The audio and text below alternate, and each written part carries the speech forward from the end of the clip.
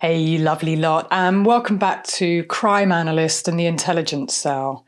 And I'm really pleased to be back, and I'm going to be talking about a very important case. And it's a case I've spoken about before. And that's the case against Andrew Tate and Tristan Tate. And I'm going to talk about both of them. I think it is important to centre both of them in this. And also, why I'm talking about it is that there has been an update in the case. But also, I'm talking about it as a professional. It's something we should all be aware of who's influencing our children and our young people. And that's why I'm also interested in it as a mother and as a mother to a young boy. And if you don't know who Andrew Tate is, well, he's responsible and his legacy is one of spreading hate and misogyny and violence on social media. I mean, what kind of legacy is that? And he's been targeting specifically, and I'm using that word intentionally because he has been targeting specifically boys between the ages of 12 and 20, boys who are isolated, alone, maybe feeling confused about their masculinity. And he has zeroed in on that group and he is grooming them, exploiting them, and I'm using those words deliberately. And also the things that he says about girls and women, but more so the things that he's telling boys and men to do to girls and women, to subjugate them, to abuse them, to exploit them. And he's also been running courses of how to do those things. So, and it is important just to mention the fact that Andrew Tate and Tristan Tate are currently in jail in Romania for allegations regarding rape, human trafficking, and forming an organised criminal network. So these are really serious allegations. This isn't just a he said, she said situation. And it does really bother me where some people come from the position that women are lying and that he must be telling the truth because he's a man. That is absolutely unacceptable. So before I dive in, because I'm getting ahead of myself, I also just want to say that I've already talked about Andrew Tate on Crime Analyst YouTube. I did a video called The Case Against Andrew Tate, so please watch that. I've also dropped an episode on Crime Analyst, the podcast, so please follow the podcast as well, where I give a more detailed and nuanced discussion and information about cases.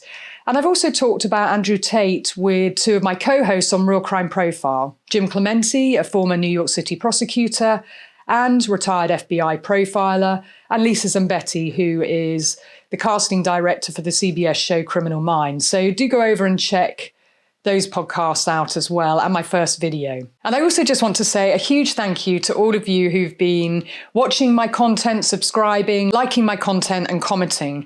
It makes a huge difference and I really do appreciate it when you engage as well. And thank you for sharing me. And if you haven't been sharing me, please do tell someone else about Crime Analyst. And if you haven't subscribed just yet, well, please just hit the button. So thank you so much, and let's get into what the latest news is. So on March the 22nd, the Tates were back in court, and this predated actually a March 29th date where the judge was going to decide upon their release. But the judge ruled to keep Andrew Tate and Tristan Tate in preventative custody. Now, the Tates were very upset about this, and their lawyers were apparently speechless. They really thought that this time they would be released. But for me, there's very clear information that points in the direction of why the judge made the decision and that particular ruling. And I'm going to share with you what are the things that I see about the case and why did the judge decide to keep them in custody? Because the Tates and other people have been saying, well, it's unjust and that there's no new evidence in the case that's been presented to the judge. But I disagree. Let me explain why. Okay, so firstly, the hearing was different. And it was different this time because the judge actually asked Andrew Tate and Tristan Tate directly to respond directly to the prosecution's argument that they were A, flight risk, and B, a risk to public order. And the judge wasn't satisfied with what they've said. And like I said, I'm going to explain why. So firstly, let's remember that Andrew Tate said that he moved to Romania because the rape laws were lax, in inverted commas, and that he wanted to escape Me Too and accountability. So that in context is very important. Secondly, he moved to Romania whilst he was still under investigation by Hertfordshire Police for rape and physical assault. So that investigation took 4 years, and the CPS, the Crown Prosecution Service, did decline to prosecute Andrew Tate. But a Vice investigation has shown a lot of evidence and information from 3 victims who came forward, and the CPS took that decision not to prosecute. 4 years is a long time, but the important and significant thing here is that Andrew Tate didn't wait for that investigation to conclude. He fled. There's a clue right there. 3, Andrew Tate said himself that he had many passports to escape the law. And I actually want to direct quote what he said about having multiple passports. So he said this: "If I F up big time and England wants me in jail, I can fly on a Nigerian passport. I have so many effing passports. What are you going to do? Block them all?" So that's another clue about being a possible flight risk. 4 relates to threatening and intimidating witnesses. Now, a lawyer acting on behalf of Andrew Tate contacted a witness and threatened to sue her for $300 million for defamation until she retracted her allegations. So there's that. 5, on March the 15th, Rolling Stone reported that Andrew Tate's calls from jail were being recorded. So what was the content within those calls? Well, Andrew Tate was speaking to an associate and asked the associate to find women to pay them, and these were women, some of them were on his payroll, but to pay them, to coerce them and pressure them to defend Andrew Tate and to come out in support of him. And according to a court document obtained by Rolling Stone, Andrew Tate told the associate this, and I want to directly quote him: "The clips that," and he named 2 of his employees, "have made have views. They're good and they're hard-hitting." He said, "Keep going, good job. Over and over again, different ones. We need the girls to cry, to be frustrated, and to be angry." So what's clear to me is that even on social media, the women coming out in support of him, some of them are on his payroll, and some are being pressured and coerced. And this is what the prosecutors have revealed in court. So that's important. 6, there was a petition put together by Andrew Tate's followers. I call them his minions, and perhaps that's unfair, but people who've been brainwashed by him. 200,000 signed the petition to free the Tates. And I have to say, I had people jumping all over my social media with hashtag free Top G, which is the name he's given himself, and hashtag free the Tates. It's just amazing how many people seem to be looking for this content to jump on and then spew hatred and misogyny towards me. Well, they are his followers after all. And I always ask people to be critical in their thinking rather than just following someone mindlessly. So there was the petition, and there was also more recently a cancer rumour that was, some say, started by Tate, but he's since come out and said that he did have a medical checkup, but he doesn't have cancer. But these are all hallmarks of poor me syndrome, PMS, to garner sympathy, which is what I often see with men like Tate at the point of accountability. So what's clear to me is there's multiple strategies at play here that he's using to try and pressure and use as levers to try and wriggle out of accountability, but it hasn't worked so far. So 7 is that there have been untruths spewed by one of his lawyers. Now, this lawyer, Eugene Videnek, had basically said this, and I want to quote him again directly. He said, "In all the volumes of the file, you never find one piece of paper with pornographic content to sustain the theory that the women were obliged to post pornographic content." Well, contrary to that, leaked papers seen by the BBC outline testimony from a victim who claimed to earn more than £8,800 a month on social media under the threat of violence.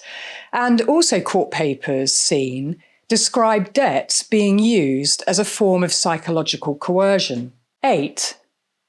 Now, there are 6 victims that have been quoted in the prosecution's case in Romania. Now, we know 4 out of 6 of them have given testimony. But what's also important is that the prosecutors have other evidence to corroborate their testimony. And that includes the wiretapping, also the bank accounts from the Tates and their computers, and also their programs. So it's not just about the victim's testimony and statements, it's also about following the money and other evidence that corroborates what they're saying. And that's very important. You see, in some cases, it's wholly reliant on what the victims say, but that does not seem to be the case here. 8, we know that assets to the tune of at least $4 million have been seized since the Tates have been arrested and under investigation. And I've also found out that there's further investigations ongoing in the UK, in the US, and also in Ireland, and that they're also being investigated for potential money laundering. So these are really serious allegations. And 10, which is also really important, is that in Romania, you can hold someone without charge for up to 6 months. So, and I say that because that couldn't happen in England and Wales or America or other parts of the world. But those of you who are saying that it's unjust or that this shouldn't be allowed or perhaps there isn't a case to answer here, well, I've just laid out 10 key reasons why the judge, who has heard all the evidence thus far, has made a determination and a ruling that Andrew Tate and Tristan Tate are both a flight risk and a risk to public order, and that they're also a risk in terms of threatening and intimidating witnesses and using their notoriety and their money and their reach to get to people and to cajole people into action on their behalf. That is what the judge has ruled. Now, of course, Andrew Tate and Tristan Tate have denied all the allegations, and that's their narrative. But there are actual facts and there's information and evidence in this case that the prosecutors have put before the court, and each time the judge has denied bail and has also denied release. So ultimately, it is only the judge that matters. And we don't get to hear everything that's being argued in the case. But I believe those things are significant. There have been so many things said by Andrew Tate over the years, including that his webcam business and subjugating women has prevented more male suicides than anything else in the world. And he said that on record without any challenge or without any fact check or verifying from journalists.